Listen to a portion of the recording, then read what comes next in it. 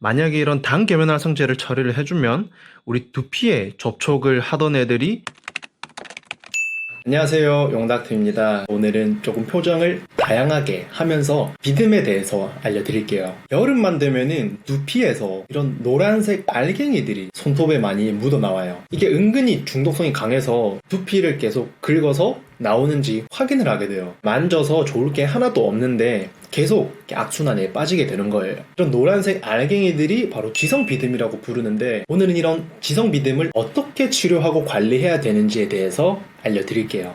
비듬은 크게 지성비듬, 건성비듬으로 나눌 수 있어요. 두피의 pH, 수분, 피지 분비량 이 세 가지가 밸런스가 깨졌을 때 잘 형성되는 거예요. 과거에 지루성 두피염, 모낭염 영상에서 말씀드린 적도 있는데, 우리 피부에 상주하고 있는 곰팡이균이 하나 있어요. 중요한 게 이놈들이 피지를 영양분으로 먹고 살아요. 이 피지를 먹고 소화해서 배출되는 형태가 지방산이라는 건데, 우리 두피에 많이 쌓이다 보면은 우리 두피에 염증이 또 유발이 돼요. 그래서 염증 반응을 일으키면서 각질이랑 피지랑 이렇게 엉켜서 비듬을 형성해요. 포도상구균 같은 원인도 있겠지만, 이 말라세지아가 대표적으로 증식을 해서 피지를 먹고 지방산을 배출해서 염증이 유발되고 피부 장벽이 약해지면서 민감성 두피로 변하게 되고, 다른 세균에 더 쉽게 감염되고 악순환의 고리에 빠지는 거예요.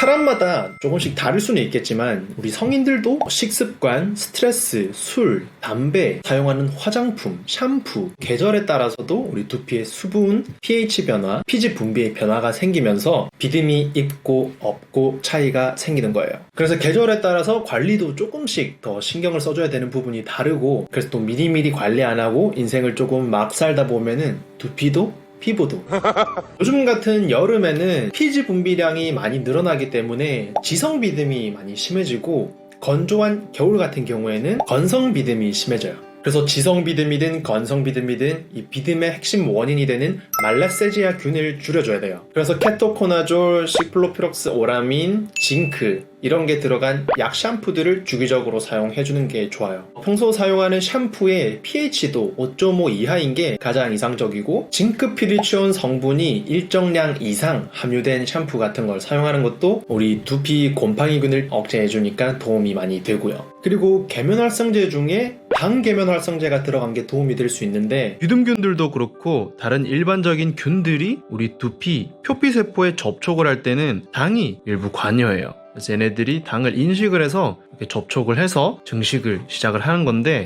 만약에 이런 당 계면활성제를 처리를 해주면 우리 두피에 접촉을 하던 애들이 이쪽으로 많이 붙게 돼요. 그래서 두피에 접촉하는 비듬균의 수가 줄어들게 되고 증식도 줄어들겠죠. 그래서 머리를 감거나 했을 때 더 쉽게 씻겨나갈 가능성이 높아진다. 실제로 비듬균은 아니지만 다른 균들로 연구를 한번 시행한 적이 있는데, 외부에서 당을 처리를 해줬을 때 우리 각질세포에 붙어서 증식하는 균들의 수가 유의미하게 감소했다는 거예요.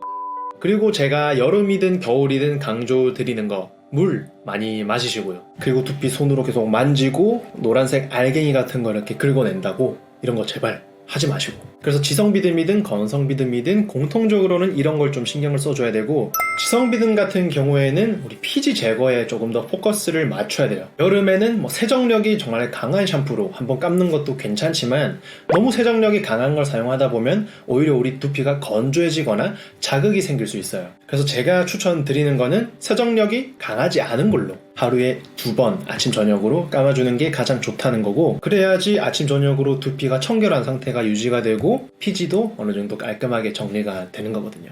건성 비듬도 신경 써야 될 게 많긴 하죠. 겨울 같은 경우에 히터 같은 거 이제 직방으로 받는 거 신경 써야 되고, 샴푸 세정력이 내 두피에 비해서 강하지 않은지 이런 것도 체크를 해야 되고, 샴푸가 나랑 잘 맞는지도 신경을 써야 되고요. 건성 비듬은 두피가 건조하기 때문에 자극감을 더 쉽게 느끼거든요. 그래서 샴푸가 나랑 맞는지도 정말 잘 신경을 써야 되고, 두피염도 신경을 써야 되고, 두피 보습 같은 것도 신경 써야 되고, 마지막으로 스트레스, 술, 담배 이런 거 당연한 것들 지키시면서 관리하시면은 반드시 좋아질 거예요.